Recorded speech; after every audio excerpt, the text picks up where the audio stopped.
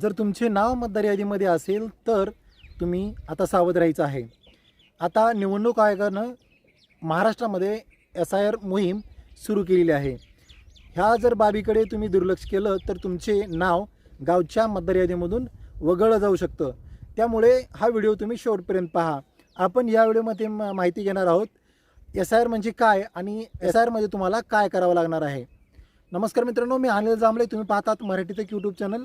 या व्हिडिओवर तुम्ही नवीन असाल, चॅनलला अजून सबस्क्राईब केलं नसेल तर तुम्ही सबस्क्राईब करायला विसरू नका, जेणेकरून अशाच प्रकारच्या महत्त्वपूर्ण बाबीसाठी तुम्हाला इतर कुठेही जावं लागणार नाही।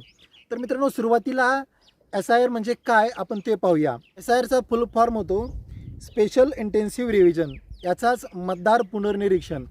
म्हणजेच काय, ही जी यादी आहे ती पडताळणी केली जाते। यामध्ये प्रमुख उद्देश असतो तो म्हणजे बोगस मतदारांची संख्या जी आहे ती पुनर्निरीक्षण केल्यामुळे कमी होत असते। याचा प्रमुख उद्देश हाच आहे, बोगस मतदार कमी करणे। त्याच्यानंतर पडताळणी होते। आपले जे BLO आहेत ते प्रत्येकाच्या घरी जाऊन ही जी पडताळणी आहे मतदार यादीची, ती पडताळणी ते पूर्ण करत असतात। तर ही प्रक्रिया कशी पार पडली जाते आपण थोडक्यात माहिती घेऊ।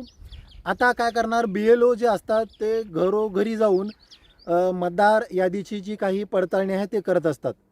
ज्यांचे नाव 2002च्या नंतर मतदार यादीमध्ये आलेले आहे त्यांची सर्वांची पडताळणी होणार आहे। 2002च्या अगोदरचे जे काही मतदार आहेत त्यांची पडताळणी होणार नाही।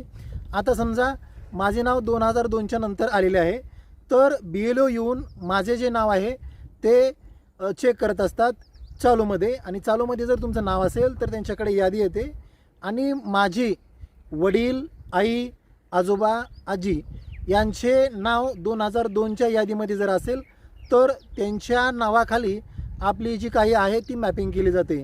याचाच अर्थ असा होतो की 2002च्या अगोदर यादीमध्ये माझ्या वडिलांचं, आईचं, आजोबाचं किंवा आजीचं नाव ह्या गावामध्ये असलं पाहिजे। जर तुमचे नाव तुमच्या वडिलांचं किंवा आजोबाचं नाव जर नसेल तर तुमचे जे नाव आहे यादीमधून वगळलं जाऊ शकतं। त्याच्यानंतर इलेक्शन कमिशन आपल्याला एक फॉर्म देतं। त्या फॉर्मची माहिती आपल्याला BLOच्या मार्फत द्यावी लागत असते। ही जी प्रोसेस झाल्यानंतर आपले नाव हे आता परमनंट समाविष्ट केलं जातं। जर तुम्ही माहिती जर नाही दिली तर तुमचे नाव ह्या मतदार यादीमधून वगळण्यात येणार आहे। आता ह्या प्रोसेससाठी आपल्याला काय काय माहिती द्यावी लागणार आहे। सुरुवातीला जर तुमच्याकडे 2002ची यादी तुमच्या गावातील BLOकडे जर असेल तर तुम्ही संपूर्ण यादीच मागून घ्या। यादी जर मागून घेतला तर तुम्हाला कोणत्याही माहितीची गरज भासणार नाही। संपूर्ण माहिती जी काही यादी आहे त्याच्यावरती आपल्याला बघायला मिळणार आहे। प्रामुख्यानं आता ती जी बाब आहे ती महत्त्वपूर्ण आहे, ती म्हणजे गावातील सुनांसाठी।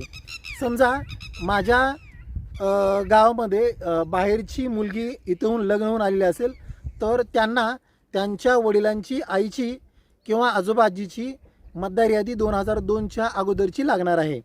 त्यांची जी माहिती आहे ती त्यांच्या वडिलांचा जो सिरियल क्रमांक आहे तो इथे BLO आपल्या यादीला मॅपिंग करणार असतात। मॅपिंग केल्यानंतर जी प्रोसेस आपली पूर्णपणे झालेली असते, त्याच्यानंतर फॉर्म भरून सबमिट केला जाणार आहे आणि ही जी यादी आहे ती अंतिम केली जाणार आहे।